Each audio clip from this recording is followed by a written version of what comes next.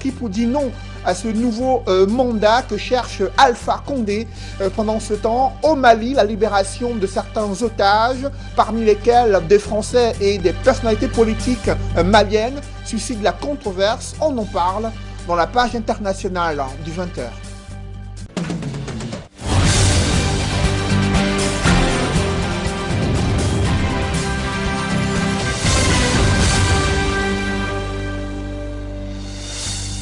Merci de suivre cette édition complète de l'information sur Equinox Télévision. C'est la consternation à Bafoussam, une adolescente retrouvée morte dans des circonstances troubles. Les blessures, traces de sang et autres liquides retrouvés sur son corps ont laissé prospérer la thèse d'un viol et des sévices corporels. Selon des témoins, le premier suspect est le père de la défunte, accusé d'avoir brutalisé et abusé de sa propre fille. Il s'est défendu en la présentant comme une délinquante ayant perdu la raison après avoir commis des vols au centre de sa résidence. Le récit des faits avec Leclerc Tsakem. Tungan, au lieu du TPO à Bafoussam ce matin. L'émotion est à son comble. Dans ce domicile pris d'assaut par les populations, le cœur s'en vide la petite Aïcha. L'adolescente de 13 ans, élève en classe de 5e dans un lycée de la ville, ne verra plus jamais ses camarades. Les circonstances de sa mort laissent perplexe l'entourage. La jeune fille aurait été violée avant d'être tuée par son propre géniteur. Ce matin, le monsieur, il a donc tapé sur l'enfant toute la nuit. Il violait l'enfant. C'est donc ce qu'on a constaté.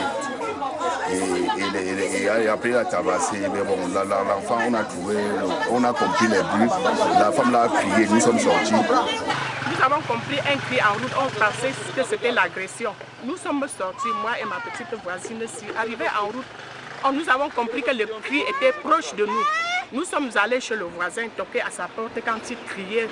Tungan 2 m'a conditionné, Tungan 2 a donné la poudre jaune à mon enfant. Nous avons toqué la porte, il a ouvert, il nous a dit « Maman, le soir j'ai un peu fouetté cette petite fille. Elle m'a volé 200 francs et la semaine passée elle m'avait volé 20 000 francs. Mais je l'ai un peu corrigée tout simplement. Je suis sortie et était couchée dehors disant qu'elle était fatiguée. Moi-même j'ai vu qu'elle était fatiguée, j'ai demandé qu'une femme en période menstruelle ne peut pas dormir sans se laver. J'ai lavé ma fille, j'ai porté ma fille à la mettre au lit. C'est tout ce qu'il m'a dit. Et à la maison, la fille a crié, elle a dit « Laissez-moi, je ne veux pas partir, je ne veux pas partir. » J'ai demandé que tu pars comme ça avec les qui. Elle a cité 2 noms d'élèves de Tungan. C'est ce que le père nous a dit. Elle a cité 2 noms des élèves de Tungan. Et elle enlevait les clous sur la moto, l'ancienne moto pour se déchirer, C'est ce qu'elle a dit. C'est ce qu'il a dit. Il a demandé où sont les 200 francs. Elle a dit c'est déjà parti. Et quand il a dit ça, nous on pensait que l'enfant était couché à la maison, étant vraiment blessée, pas morte. Quand il a déjà dit qu'elle est morte, nous avons pris fuite. Nous sommes sortis, allez ici, j'ai crié, faire sortir le quartier. Dans l'une des pièces de la maison, des traces de sang sur un matelas de sortie sur lequel aurait été commis le crime. Le mis en cause a été extrait des mains de la foule furieuse avant notre arrivée sur les lieux. Au-delà de l'émotion, la colère est au bout des lèvres du voisinage. Maman, ton enfant. Ouais, c'est la douleur. L'enfant là. Je vous dis que c'est la douleur. Parce qu'étant chez l'enfant, il bastonne l'enfant, il porte le corps maintenant, il l'a pas arrangé. Il avait le sperme le matin. C'est pour ça qu'on a même torché. Moi-même, j'ai. L'enfant était à mort avant qu'il a fait ça. L'on apprend que l'homme conducteur de l'engin 2 roues à usage commercial a divorcé de son épouse et depuis quelques années et vit désormais avec ses 3 enfants. Actuellement, dans les mailles des forces de l'ordre pour exploitation afin que lumière soit faite sur cette affaire de trou pour des actes similaires qui nourrissent tristement le quotidien des Camerounais. Encore une affaire de vol présumé de bébés à l'hôpital central de Yaoundé. Simone accuse le personnel médical d'avoir dérobé l'un de ses enfants alors qu'elle venait de mettre au monde des jumeaux, malgré les multiples échographies faisant état d'une grossesse gémellaire. Les mises en cause nient leur implication, invoquant le fait qu'ils ont trouvé un seul bébé dans son ventre et l'extrait durant l'accouchement. L'imagerie médicale présentant 2 fœtus a-t-elle trompé cette jeune mère ou serait-ce la pièce maîtresse révélatrice d'un trafic de bébés volés dans une formation sanitaire? Au-delà de l'enquête prescrite par le directeur de l'hôpital, je vous invite à suivre les investigations menées qui s'est effectuée le 2 octobre dernier par césarienne à l'hôpital central de Yaoundé. Mais ce sont les circonstances dans lesquelles elle a accouché qui l'affaiblissent davantage. Le couple Betsem croit Dieu comme faire avoir mis au monde des jumeaux, et notamment 2 garçons, et que l'un a curieusement disparu en salle d'opération. C'est comme ça qu'on m'amène au bloc dans l'après-midi, tout de 14 h. Et on a chassé toute ma famille. Ceux même qui voulaient rester au couloir, on leur a dit on ne voit personne. Quand maintenant on me place sur la table, ils ont placé tout le dispositif était prêt. Avant qu'on ne procède à l'opération, le chirurgien me dit, Madame, est-ce que vous aimez partager avec les autres ce que vous avez? Ils ouvrent dans le van et entre-temps, ils m'ont dit de ne pas tourner la tête, de ne pas les regarder. Parce qu'il fallait toujours regarder de l'autre côté et pas à la porte de sortie. Sous prétexte que non, le sang qui passait là pouvait sauter sur la veine. À un moment, je constate seulement que la disparition de la majeure du bloc. Et elle réapparaît seulement quand on est à la fermeture du ventre. Et entre-temps, quand ils enlèvent donc celui-ci, l'autre bébé, ils me disent, oh madame, vraiment l'échographie nous a trompés. Ils me disent, c'est ce que tu dois comprendre. Nous venons de te présenter un bébé. Est-ce que tu as vu 2 bébés ici? Et c'est comme ça qu'ils sont encore allés appeler mon mari pour dire à mon mari, vous-même venez aussi confirmer qu'on n'a que trouvé un bébé. Pour appuyer et soutenir leurs soupçons, monsieur et madame Betsem présentent les résultats des différentes échographies. Les premières ont été réalisées à Akololinga, où vit le couple, et les dernières ont été faites à Yaoundé, peu avant l'accouchement. Moi, je sais que depuis Akololinga, on a fait des cours. Ici même, nous avons encore fait. Et tous les jours, on venait vérifier, contrôler, pour voir si effectivement le battement des cœurs des 2 bébés était effectif. Ils contrôlaient tous les jours. Chacun passait à tour de rôle. Mais ça me surprend que d'un coup, les choses ont changé. Et c'est à l'hôpital Sankara qu'on a déterminé le sexe des enfants. Ils m'ont dit que c'est 2 garçons. J'étais très contente ce jour, sans savoir ce qui m'attendait après. Que s'est-il donc passé ce fameux 2 octobre, alors que le couple Betiem avait déjà pris toutes les dispositions pour accueillir non pas 1, mais 2 bébés? Difficile pour l'instant d'avoir toutes les pièces du puzzle. Contacté par nos soins, le directeur de l'hôpital central de Yaoundé, le professeur Joseph Fouda, n'a pas souhaité s'exprimer pour l'instant, préférant s'en remettre au résultat de l'enquête qui a été ouverte. Une enquête qui fait suite à la plainte déposée à la gendarmerie par le couple Betiem le 7 octobre dernier. Je ne pouvais pas rester sans rien faire. On n'achète pas les enfants dans une boutique. La vie humaine a beaucoup de prix, donc j'étais obligé de porter plainte.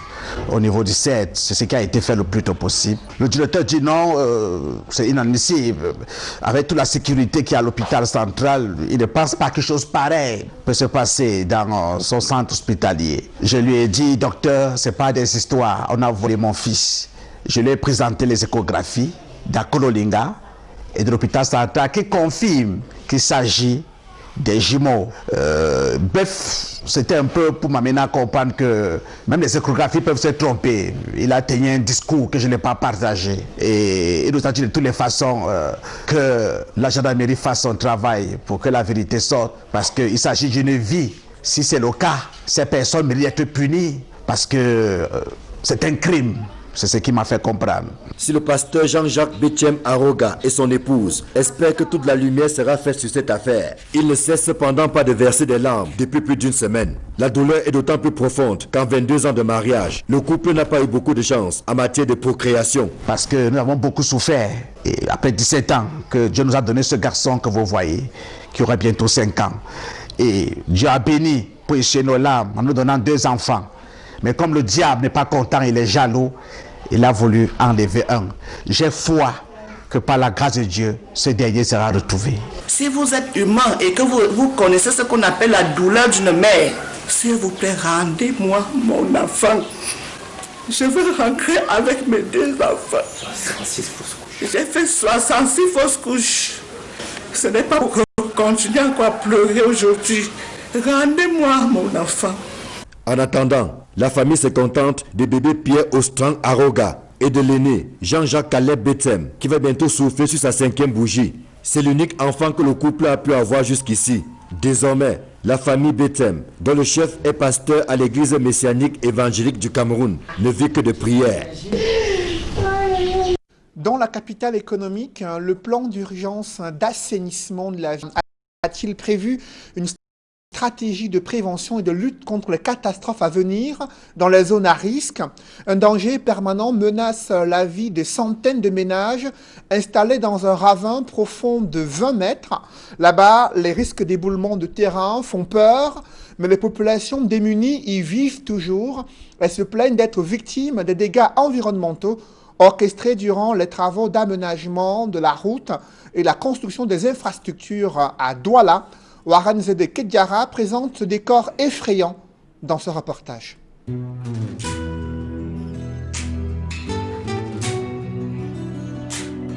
Quartier Kongi Carrière, situé dans l'arrondissement de Douala 3e, est le pôle en construction d'un ravin qui ici aussi menace dangereusement la sécurité des populations. Mais oui, c'est une déviation de l'écoulement d'eau. Ça a commencé tout petit. Un beau jour, il paraît qu'un voisin aussi a voulu assainir un peu le petit coin. Ça a donc secoué le talus. Et ce qui a suivi, c'est que la terre s'est fragilisée. Et nous en sommes où vous voyez là. Les propriétaires terriens ont porté le gros lot parce que des petites maisons qui étaient louables hier aujourd'hui ne sont plus habitées. Mais sans oublier que dans ce grande crevasse-là, il sort aussi de la... Qu'est-ce que je veux dire? Du beau sable. C'est tout ce que nous en profitons. Une entreprise située juste au-dessus de ce ravin a vu son portail, mieux sa barrière, détruite. Et par cette occasion, toutes les eaux en ruissellement, que ce soit des eaux de pluie ou alors des eaux utilisées par les habitants du quartier, se déversaient ici, dans ce pôle, qui aujourd'hui est un endroit superbement dangereux parce qu'il a formé une sorte de cuvette dans le quartier. Une cuvette dans laquelle de l'eau se remplit quand il pleut, provoquant à cet endroit même des inondations. Ça a pris toutes mes choses de la maison, le maquillage, tous mes marmites. Et même maintenant, il y a encore l'eau. Lorsqu'il pleut, nous sommes obligés de sortir avec des pelles et les brouettes pour dégager la boue, pour céder le passage aux usagers. Mais chaque fois, on se bat avec les petits sacs de gauche à droite pour essayer de caler l'eau pour ne pas être inondé. Vous pouvez le voir en image, comment les populations délogées par les eaux ont choisi de quitter, de libérer leurs maisons pour la sécurité des enfants. Des maisons qui sont aujourd'hui abandonnées et qui attendent d'être détruites aux prochaines pluies. On a perdu plus de 5 maisons là. Ceux qui y étaient, on les a fait partir. La mairie a fait une descente, il y a un dossier pendant entre le maire et la mairie. Madame le maire, le 6e adjoint au maire a fait une descente. La Marzi a fait une descente, a fait évacuer les eaux. Les eaux qui descendaient ici à un autre plus bas, sur la route qui descend plus bas au fond du quartier. On se croirait dans le décor d'un film. Ce ravin, tel une épée de Damoclès, trône sur la sécurité des populations. Pour Equinox Télévision, depuis le ravin du quartier Kongi Carrière, situé dans l'arrondissement de Douala 3e, nous sommes Dani Warren Zieu et Kedjara. Ils étaient inquiets au sujet de la disparition du père Ludovic Lado. Il a donné ses nouvelles sur son compte Facebook. Il dit être libre. Il a été interpellé non loin des DEA par des forces de police. Le prêtre catholique a été stoppé dans son initiative de marche entamée hier à Douala dans un esprit de pèlerinage et de fraternité. Il comptait à travers cette marche prier pour le dialogue, la justice, la paix et la réconciliation dans les régions du nord-ouest et du sud-ouest. Ce jésuite a initié cette marche pour que le sang humain cesse de couler au Cameroun, au regard des violences meurtrières et des atrocités décriées dans les régions anglophones. Il a décidé d'exorciser le démon de l'indifférence pour engager un pèlerinage devant le conduire à Yaoundé, en plus d'appeler à la réparation des crimes et la réconciliation dans les régions anglophones. Il a déclaré qu'il marche aussi pour les détenus des manifestations du 22 septembre 2020 et il prévoyait de rendre visite à Olivier Boudounssak, Dans son premier trajet, vous le voyez en image, il était en compagnie d'un observateur et rejoint plus tard par un activiste brandissant l'arbre de paix avant d'être stoppé et interpellé par la police. L'initiative du père Ludovic Lado a ému les populations riveraines qui ont sollicité au passage les bénédictions. Et aux dernières nouvelles, sur son compte Twitter, il a indiqué qu'il est désormais libre. D'autres témoins font état de ce qu'il a été ramené à Douala par les forces de police. Dans le reste de l'actualité, le préfet du Mbamekim expérimente le calvaire des populations prises au quotidien au piège de nombreux bourbiers qui jonchent la route Ntui-Yoko et sur la nationale numéro 15. Malgré la mobilisation des entreprises prestataires, les populations déplorent la lenteur dans la construction de cette route. Elles souffrent le martyre au quotidien au regard du mauvais état de la route. C'est le constat que font Charles Melingui et Marcelin Gansop.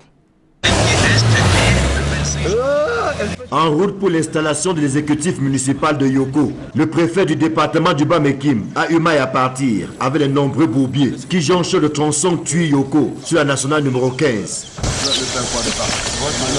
Ici, c'est un pick-up qui est fait prisonnier depuis plusieurs jours. Comme vous voyez la route-ci comme ça, la route qui quitte 28, ça part jusqu'à Mambongue, Ndinja, jusqu'à Kolongo là-bas, la route, il y a trop le bobin en route, il y a trop l'eau. Quand on passe avec la moto, ça gâte trop la moto. Impossible de sortir de cette prison à laquelle les usagers sont habitués. Tout à côté, l'unique voie de contournement est également bloquée par un autre véhicule. Des gros bras sont appelés à renfort pendant qu'une file de véhicules commence à se constituer de part et d'autre. Le préfet du Bas-Mekim commence à perdre patience. C'est que les travaux de construction de cette partie de la nationale numéro 15 piétinent et ce sont les usagers qui trinquent.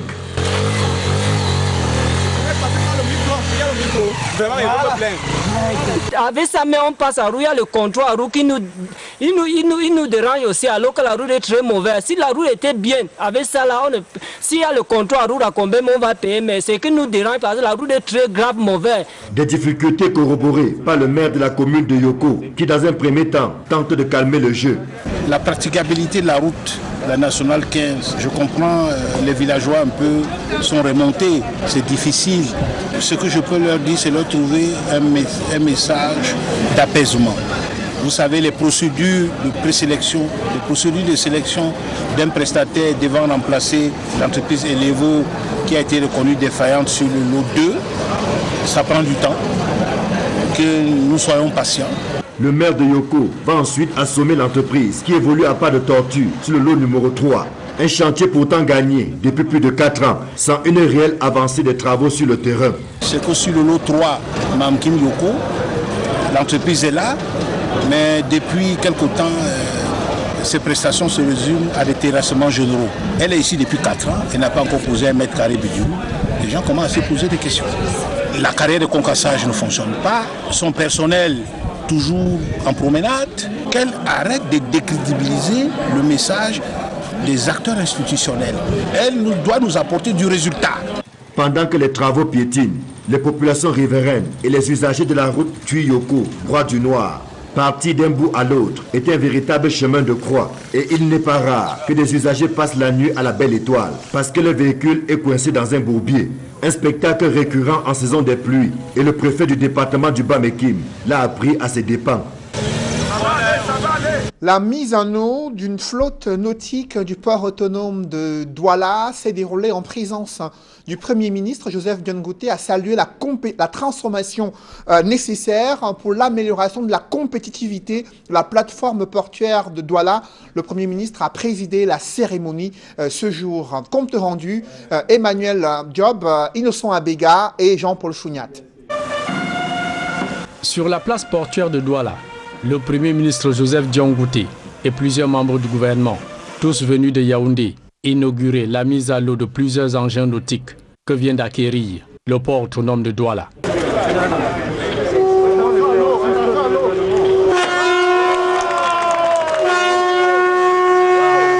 Dans son allocution de circonstance, le directeur général Cyrus Ngo parle d'un investissement conséquent pour autonomiser le dragage du chenal, principale voie d'accès des navires cargo au port autonome de Douala.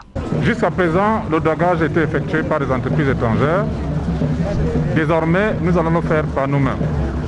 Et l'ambition que nous avons, c'est de partir d'une dépense annuelle de dragage de plus de 10 milliards par an à moins de 5 milliards. Visitant quelques-uns de ces mastodontes à curer ce chenal, de la bouée de base jusqu'au quai, le Premier ministre y voit un argument de compétitivité assuré pour le port autonome de Douala.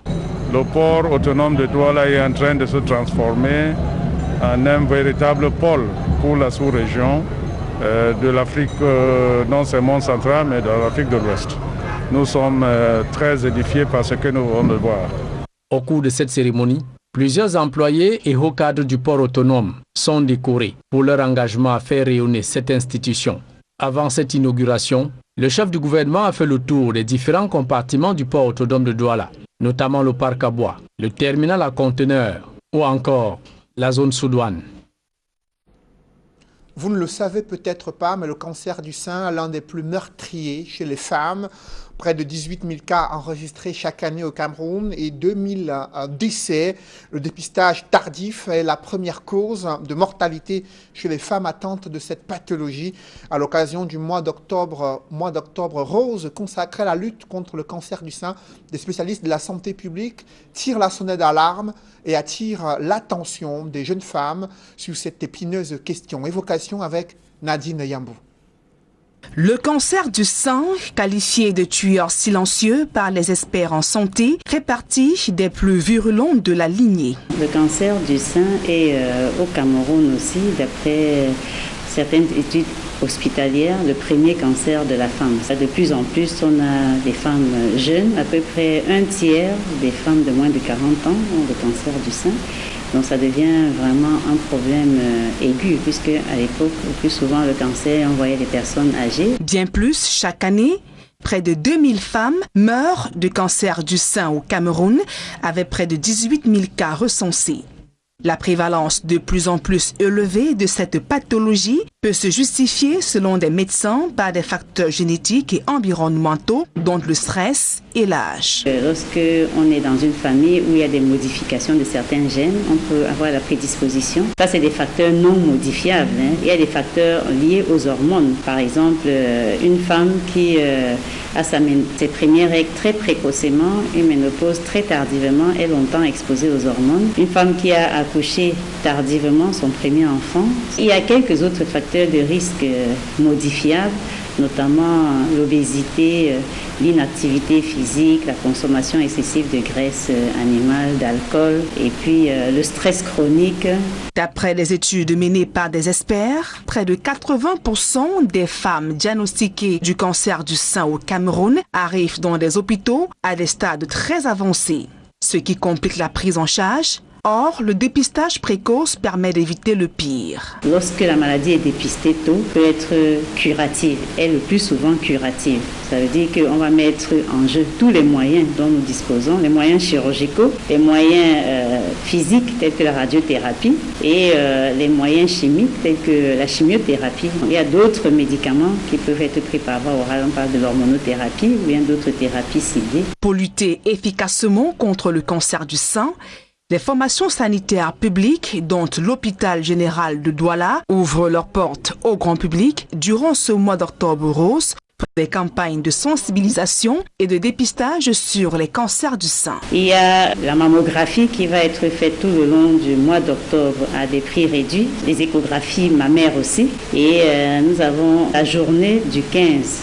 Au cours de laquelle nous allons réaliser des dépistages par l'examen clinique, l'examen physique des seins. Celles qui seront dépistées avec une anomalie, bien sûr, iront en radiologie et puis pourront être prises en charge dans la suite. Nous disposons d'un plateau technique suffisant pour la prise en charge. Si les femmes demeurent les principales victimes du cancer du sein, les hommes sont également concernés par le phénomène. Dans le monde, on recense environ 1% d'hommes touchés par le cancer du sein. Aux frontières du Cameroun avec le Tchad, la Centrafrique, une insécurité grandissante frappe de plein fouet la région du Nord, victime des incursions de bandes armées. Les populations sont confrontées au vol de bétail et aux prises d'otages. Cependant, l'armée camerounaise s'est engagée à déployer une nouvelle stratégie de sécurisation de la zone. D'autres détails avec Jean-Blaise Noupéé, Eric Ouattat et Eric Fopoussi. Depuis quelque temps, les populations du département du Mayoré, région du Nord, sont en proie aux multiples incursions et attaques des groupes rebelles venant du Tchad ou de la RCA, ainsi qu'au vol de bétail, doublé du phénomène de prise d'otages. Le vol de bétail, c'est un truc général. Parfois, dans les villages et en brousse, il y a aussi les otages qu'on prend partout, c'est toujours sur le bétail. C'est ça, la population n'est pas à l'aise tout le temps, ils se plaignent.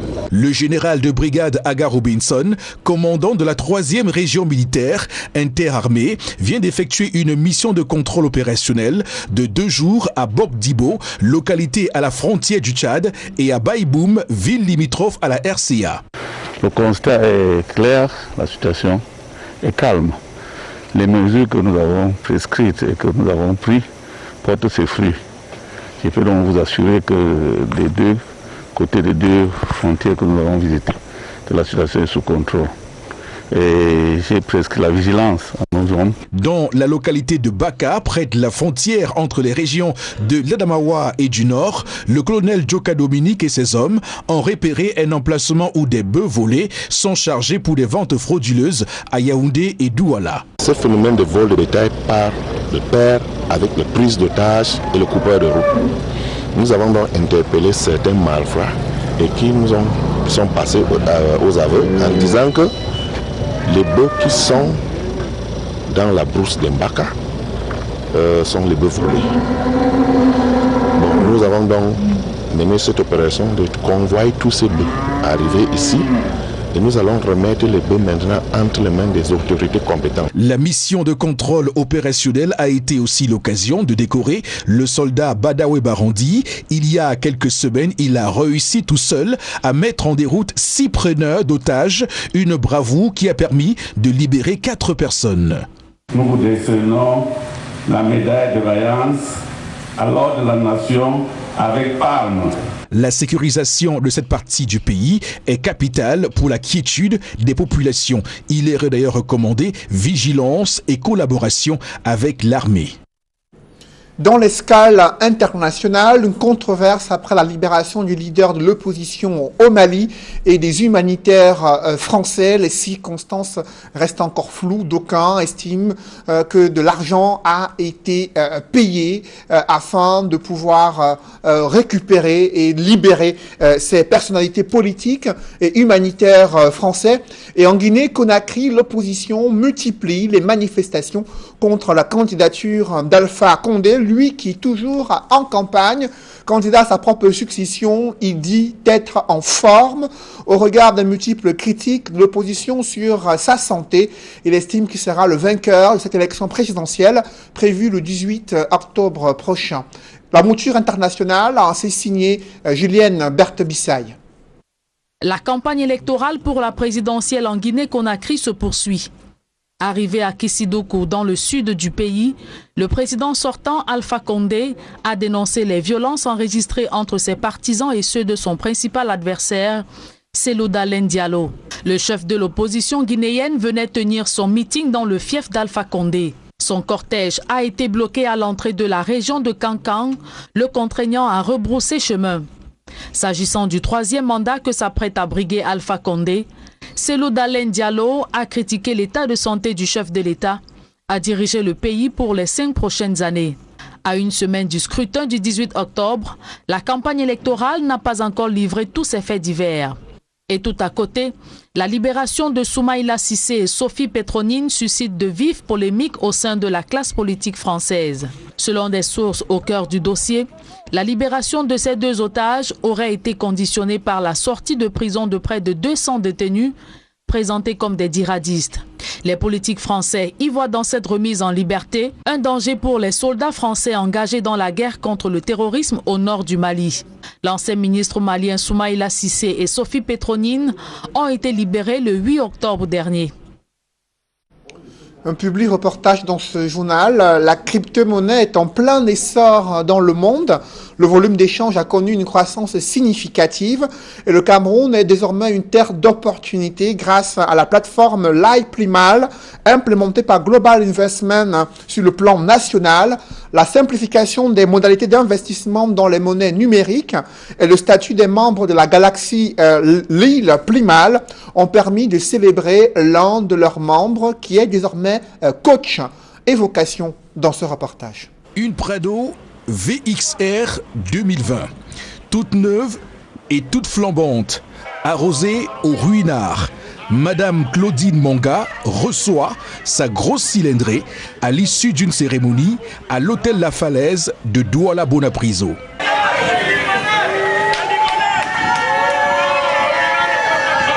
Ça, c'est votre véhicule. C'est une Prado qui a plusieurs clés. Vous avez travaillé dur, vous avez pris un projet et aujourd'hui, vous êtes bénéficiaire de ce Prado VXR couleur marron au niveau des fauteuils. Félicitations. Elle est ainsi élevée à la dignité de coach, une consécration après 2 ans de placement d'argent dans l'industrie de la crypto-monnaie à travers la plateforme LiPlimal. Mon histoire avec LiPlimal, ça commence le 22 juillet 2018. Le premier coach qui est en même temps ma hiérarchie dans notre entreprise, la SNH, donc il m'invite, mon mari et moi, à l'hôtel Sawa pour nous parler parce que mon mari, ils ont fait Polytech ensemble. Donc, il nous invite donc pouvoir nous parler du business. Le fondateur de LiPlimal est Sim Émile Parfait, un ingénieur informatique de formation passionné de trading. En 2016, il investit dans les monnaies virtuelles. Ses investissements lui rapportent gros. Il décide donc de partager son expérience. À travers la crypto-monnaie qui est un nouveau secteur d'activité, les Africains ont la possibilité de sortir de l'enclavement financier. Donc je me dis que à travers les crypto-monnaies, tous les Africains peuvent quitter de la pauvreté pour devenir riches. Pas être riche pour absolument construire des immeubles. Non, on n'a pas besoin de ça. On a besoin des Africains qui peuvent manger comme ils veulent, au moins 3 fois par jour, qui peuvent vivre là où ils veulent, dormir dans la maison de leurs rêves, conduire les véhicules de leurs rêves, vivre comme un citoyen normal, comme Dieu a prévu. Nous ne respectons que les principes bibliques. Les packs LiPlimal génèrent des revenus aux clients en fonction de l'évolution du cours des crypto-monnaies. C'est comme le Baye Amselam qui vend la tomate au marché. Il sait à quel moment acheter la tomate au marché à Fumban et il sait à quel moment venir la vendre au marché Sadaga. LiPlimal, qui est un produit de l'entreprise Global Investment Trading, signifie en français la pauvreté est finie. Mais il ne s'agit nullement d'argent facile. Lorsqu'on a gagné de l'argent, qu'est-ce que cet argent devient? Il faudrait que cet argent travaille aussi pour nous. Nous sommes dans la logique selon laquelle l'argent doit travailler pour nous. C'est ça qui paraît facile, mais ce n'est pas facile. Parce que pour mettre l'argent à son service, il faut d'abord travailler dur pour avoir cet argent. On ne ramasse pas l'argent en route. La cérémonie de remise de la Prado VXR 2020 et de la somme de 36 000 $, à l'heureuse élue était également l'occasion de belles prestations artistiques. Que moi j'ai investi ici, là. Dès que tu aussi investi, toi l'argent, ça joue sur ton argent. Milliardaire, devenez milliardaire. LiPlimal poursuit son chemin et envisage à l'horizon 2022 atteindre le cap d'1 million de crypto-millionnaires. Mesdames, messieurs, c'est la fin de ce journal. Merci de l'avoir suivi. Juste après cette édition de 20h, retrouvez Serge Alain Autou et ses invités pour le débrief du journal sur le plateau d'Equinox Soir. Serge Alain. La longue marche du père Ludovic Lado s'arrête au niveau du département de la Sanaga-Maritime. Il a été stoppé net par des forces de l'ordre qui l'ont ramené à Douala. Et sur son compte Twitter, il parle d'une folle journée avec les forces de police. Il donnera les détails plus tard, mais ce que l'on sait, c'est que la marche a été initiée depuis hier après un message rendu public sur son compte Facebook, message où il annonçait un pèlerinage, une marche selon lui pour apporter son soutien, sa solidarité aux populations victimes des violences meurtrières dans les régions anglophones. Une marche qui devait l'amener à Yaoundé afin d'attirer l'attention des pouvoirs publics sur l'urgence d'une réconciliation nationale, l'urgence des réformes à mettre en œuvre pour faire face à la crise anglophone. Une marche également, disait-il, pour soutenir et appeler à la libération des personnes interpellées dans le cadre des manifestations du 22 septembre 2020. La police le suivait de très près, visiblement. Après 24 heures de marche, il a été ramené à Douala. Les circonstances de cette interpellation restent encore floues. Serge Alain. Voilà, madame, monsieur, c'est donc l'essentiel, l'Equinoxe Soir, deuxième partie. Bonne soirée à vous, Cédric. Bonne soirée à vous, Serge Alain. Rendez-vous demain. 20h. Madame, monsieur, dans un instant, la suite. Equinoxe Soir.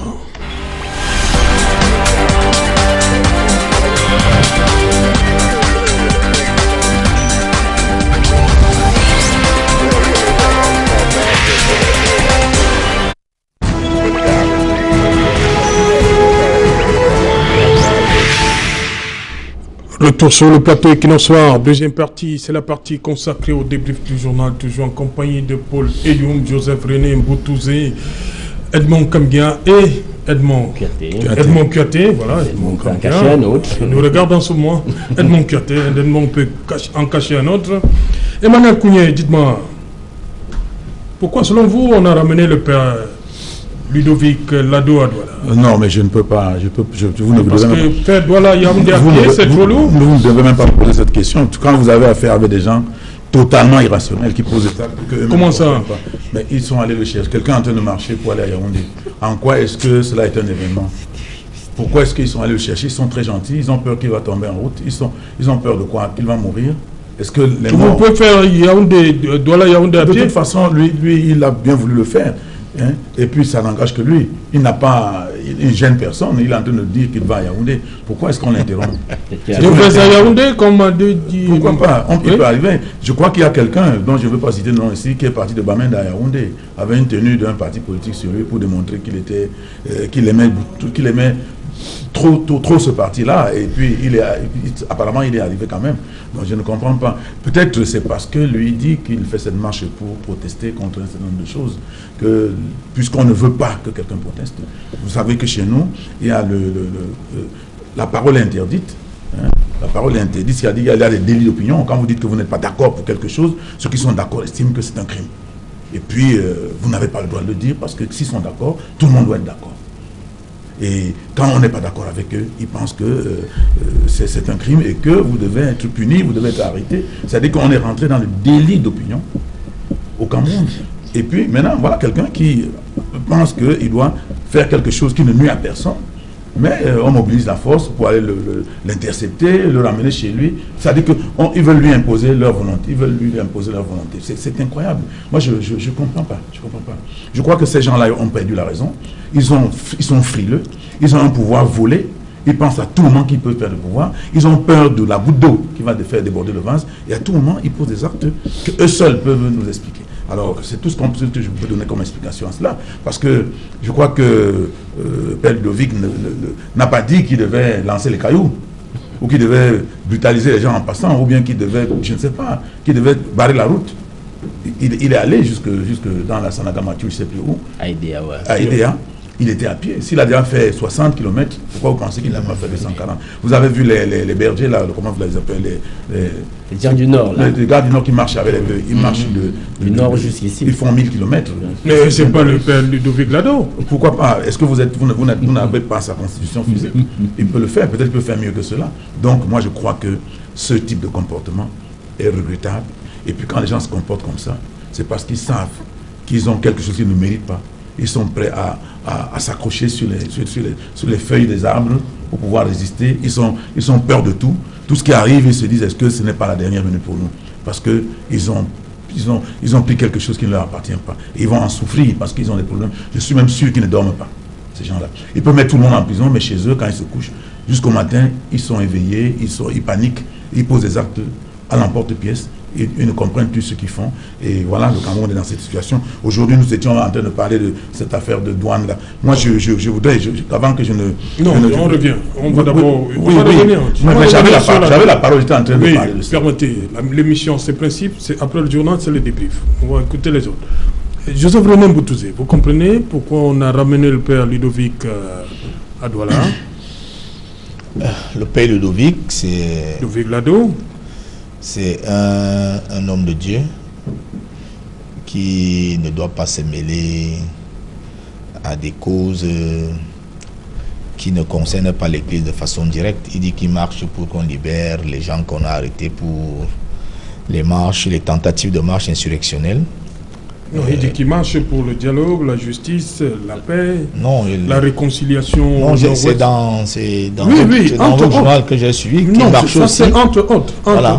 Oui. Moi, je préfère donc le entre autres là. Oui. Il n'a pas besoin. Ah, vous vous accrochez sur les arrestations du 22 septembre. Il n'a pas besoin de marcher pour ça. Les gens qui ont marché ce jour savaient à quoi s'attendre.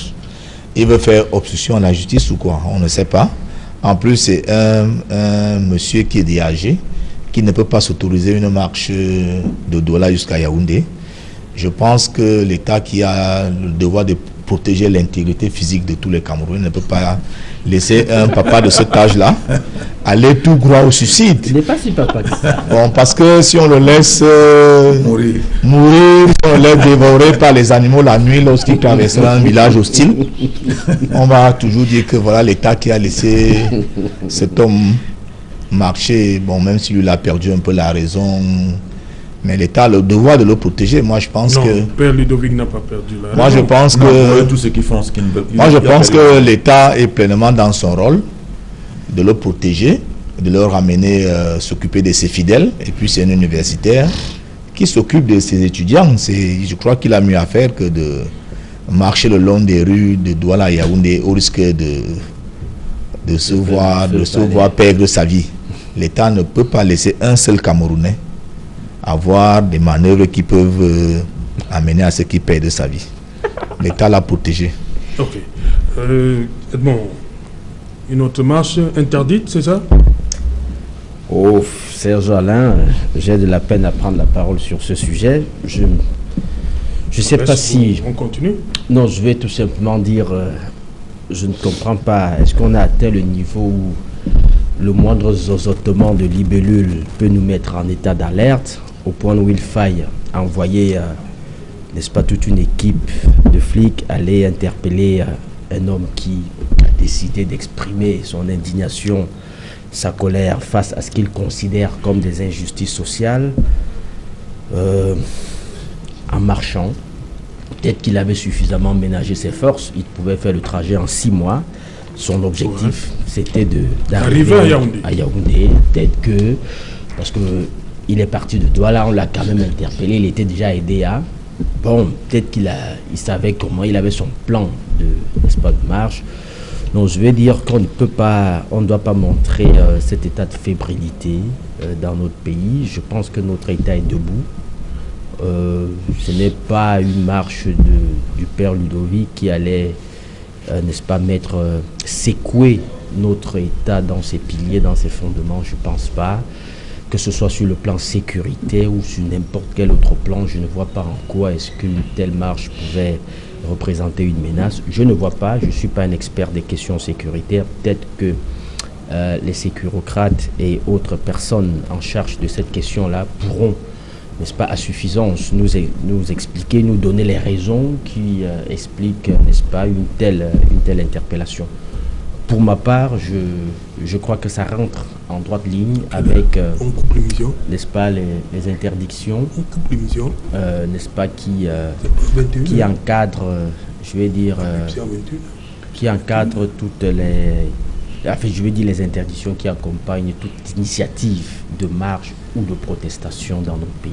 C'est ce que je peux dire. Paul Youm, la question est celle-ci. Une autre marche interdite? Voilà, permettez-moi. J'ai vraiment... répondez à ma question. Non, je veux répondre. C'est une affaire qui me fait éclater les rires seulement parce que j'ai l'habitude de dire que le Cameroun est un théâtre géant à ciel ouvert dans lequel nous sommes tous acteurs. Voilà un prêtre qui se lève, il dit qu'il marche pour la paix au Cameroun pour aller jusqu'à Yaoundé.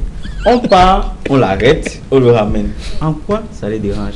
Est-ce qu'ils ne veulent pas le retour de la paix au Cameroun? On peut s'interroger, puisque si lui là, la recette miracle pour amener la paix au Cameroun, pourquoi on va l'arrêter? C'est une marche, ça revient à une autre marche interdite. Je ne peux même pas dire marche interdite, parce que ça veut dire que si nous on se lève là maintenant, comment faire le jogging, on va aider, on va nous arrêter. C'est ce que ça veut dire. Puisqu'il a dit que lui marche pour la paix au Cameroun, en quoi ça les gêne? C'est pour ça que vous voyez parfois, on se demande même si les gens qui agissent comme ça, ils réfléchissent même. Parce que ça c'est un cinéma. Et Boutouzé dit qu'il peut mourir sur la route. Mais s'il meurt, on lui donne une médaille d'héros national qu'il a marché pour ramener la paix au Cameroun. C'est très simple, vous l'aimez trop, vous vous souciez trop de lui, mais vous ne vous souciez pas de la paix qu'il faut ramener au Cameroun. Soyez sérieux, vous n'avez qu'à laisser le père Lado arriver là où il va aller, un citoyen est libre. Et il n'a pas dit qu'il marchait pour aller chasser le président comme les autres. Lui, il a dit qu'il marche pour le retour de la paix au Cameroun. Donc, pour chasser le président, vous tous ne sont pas d'accord. Pour amener la paix, vous devez aimer si vous n'êtes pas d'accord. Finalement, qu'est-ce que vous voulez dans ce pays? Oui, moi je crois que cette marche... Non, vous revenez sur la marche, on parle du téléphone. Voilà, on parle du téléphone. Je disais que le fait de chercher des niches sur lesquelles, n'est-ce pas, on va piocher pour pouvoir renflouer les caisses de l'État, n'est pas, c'est-à-dire que ce n'est pas une stratégie qui puisse permettre aux Camerounais, n'est-ce pas, au Cameroun de se développer ou bien de se mettre en bon ordre. Parce qu'aujourd'hui, l'économie numérique, le numérique est en train d'être vulgarisé, et le numérique est en train, tous les pays du monde pensent que justement il faut aller vers cette technologie de pointe qui représente aujourd'hui la modernité.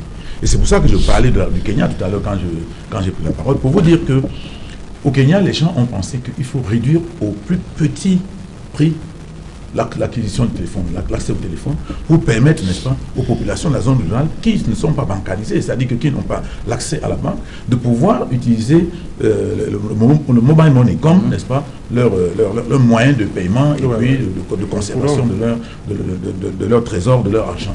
Et on démontre aujourd'hui que 96% des Kenyans de la zone rurale sont dans la plateforme de M-Pesa qui permet, n'est-ce pas, de faire des achats sans utiliser l'argent. Et ce modèle est en train d'être exporté en Asie. Alors ces gens-là doivent comprendre que ce modèle a permis aussi de formaliser progressivement le secteur informel. Parce que le faisant, on arrive, ces gens sont déjà très traçables et peuvent payer d'autres petites taxes qui sont des taxes indirectes, des taxes communales, d'autres taxes qui permettent à l'État, n'est-ce pas, de se retrouver pendant qu'eux-mêmes, ils améliorent par la même occasion leurs conditions de vie, leurs conditions d'existence. Mais au lieu de copier ce modèle, puisque d'autres sont en train de le copier, on vient nous sortir une histoire du genre, il faut augmenter le prix du téléphone, enfin il faut faire payer les droits de douane aux consommateurs, aux derniers consommateurs de téléphone. Tout cela va décourager forcément la consommation de l'achat des téléphones, c'est-à-dire que les gens achèteront de moins en moins, parce que, qu'on le veuille ou pas, celui qui a acheté le téléphone non dédouané et qui n'avait pas l'obligation de payer la douane, puisqu'en réalité, on vous dit que c'est moins de 100 000 francs que l'État, 100 millions de francs que l'État encaisse en un mois, alors que l'État encaissait 2 milliards. Ça veut donc dire qu'il y a, en un mois, il y a déjà 1 milliard. L'année, 1 milliard 2. 1 milliard 2 qui reste, que l'État n'encaisse, ne perçoit pas. Non, il prélève 1 milliard 2, il ne prélève pas. De toute façon, il y a une bonne partie d'argent que l'État devrait prélever pour les frais de douane que l'État ne perçoit pas. Cet argent est où? Cet argent est entre les mains de ses consommateurs. Ça veut dire que ça réduit forcément le prix du téléphone. Et est-ce qu'on peut laisser le prix du téléphone bas et voir dans quelle mesure ça peut vulgariser le téléphone et permettre plutôt, n'est-ce pas, aux gens de se développer eux-mêmes et par ricochet de payer d'autres taxes qui peuvent permettre, n'est-ce pas, à l'État de gagner même plus que ça.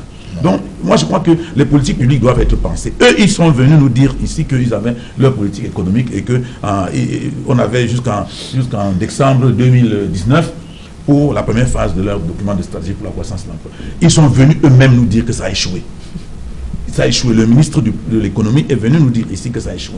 Et monsieur Tasson, le ministre délégué, nous a dit qu'ils sont en train de réfléchir sur un nouvel instrument qui est en élaboration et qui va permettre, n'est-ce pas, qui va remplacer le DSE et que à partir du 1er janvier 2020, cet instrument-là va nous permettre de 2020 à 2027 de devenir, n'est-ce pas, un État à revenu intermédiaire. C'est le PBF. Bon, mais maintenant, ils nous ont pas sorti ce programme.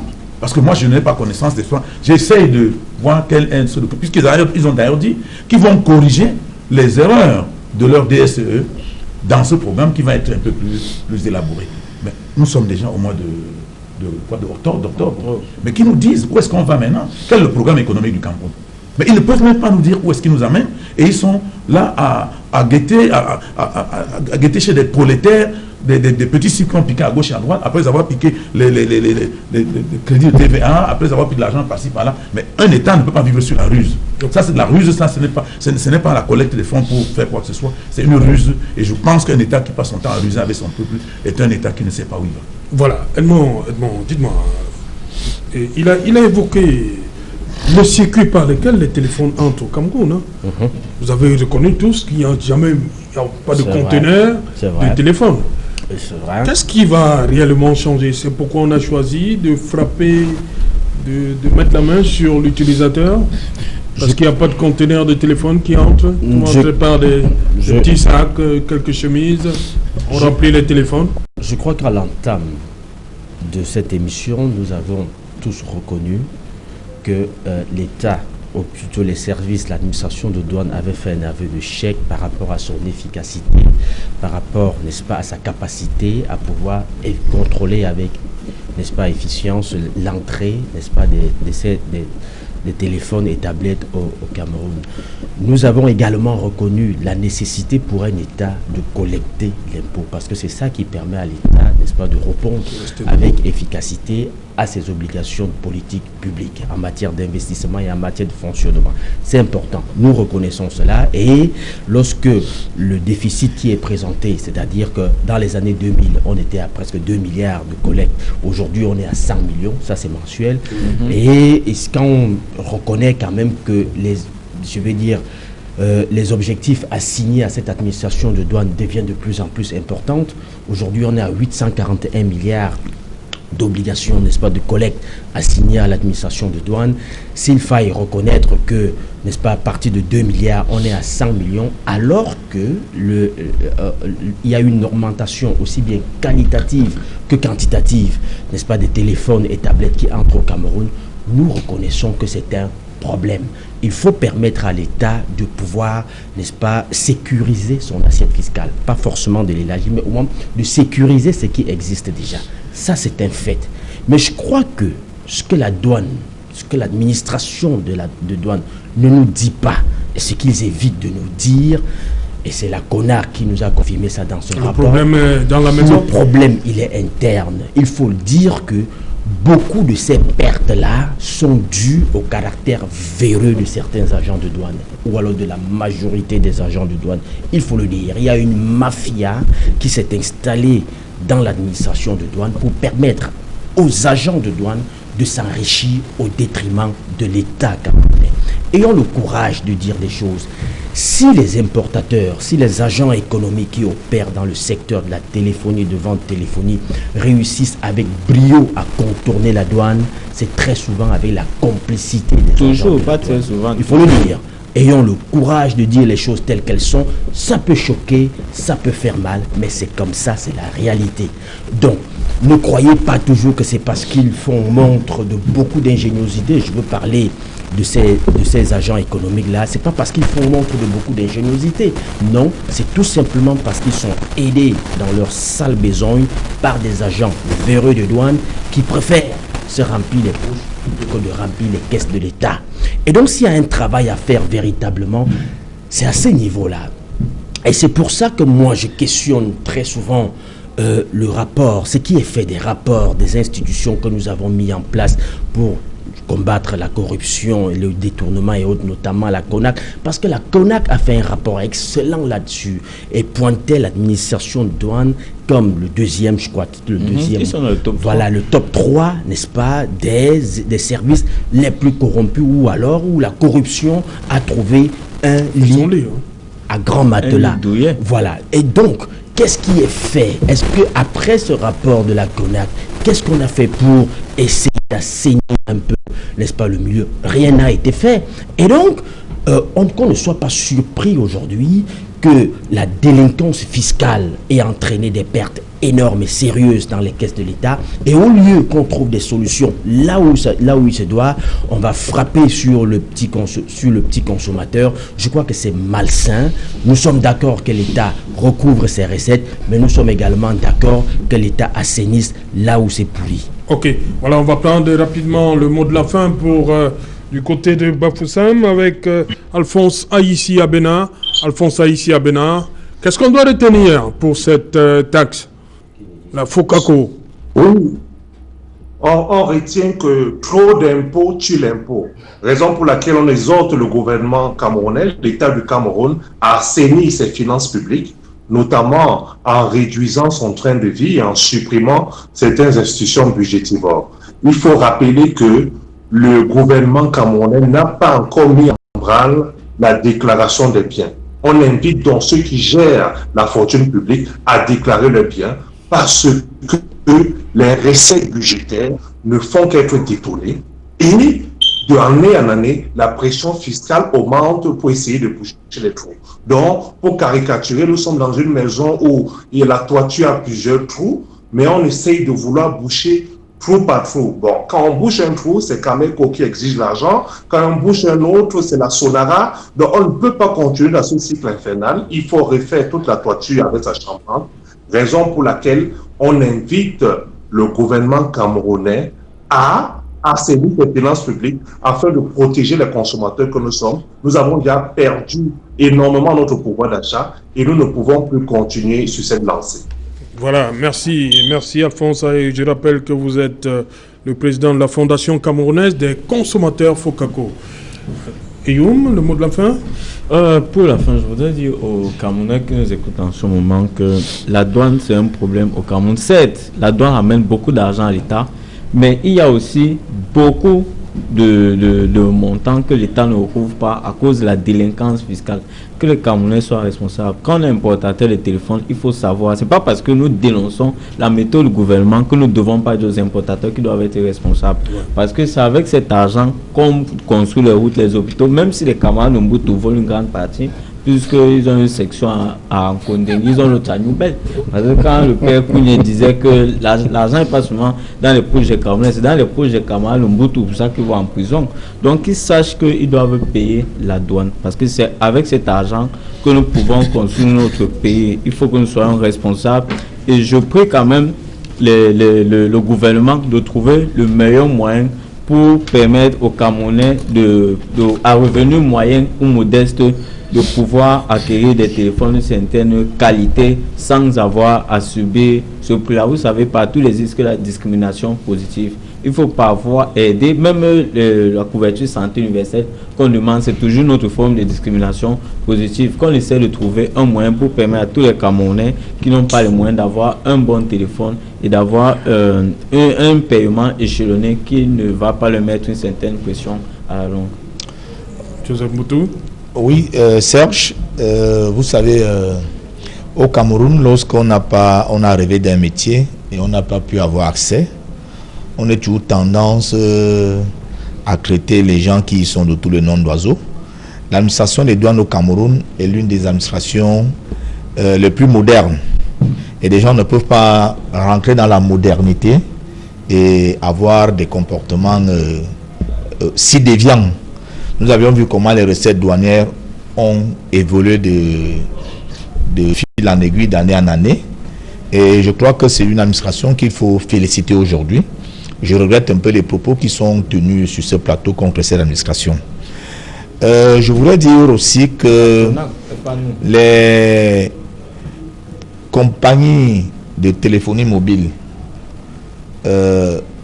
devront commencer à réfléchir comment ils devront contribuer à ces charges qui vont devoir peser sur leurs clients. Parce que aux États-Unis, Rockefeller, lorsqu'il a créé le pétrole lampant, a dû distribuer à tout son État, toutes les familles de son État, des lampes à pétrole. C'était pour pouvoir vendre son produit. Dans d'autres pays, des compagnies, les mêmes compagnies qui sont ici, par exemple France Télécom, ils donnent le téléphone à leurs abonnés aux francs symboliques. Parce que si je n'ai pas de téléphone, je ne peux pas mettre le crédit. C'est un instrument qui leur permet de vendre. Comme le téléphone va donc coûter plus cher, comme le dit M. Kounier et M. Eyoum, et que les clients vont donc devoir diminuer, je pense que Orange et les autres, MTN, Nextel, Camtel, vont devoir aussi faire comme ça se fait ailleurs, offrir à leurs abonnés des terminaux pour pouvoir consommer leurs produits à des prix symboliques. Et pour terminer, je dis aussi que c'est une opportunité qui se présente pour les Camerounais de pouvoir investir dans la fabrication de téléphones sur place. Parce que lorsqu'on a investi sur place, on n'a plus à payer des droits de douane. Et pour chuter, je voudrais dire que des téléphones haut de gamme, comme ceux que je vois sur cette table, ne sont pas utilisés.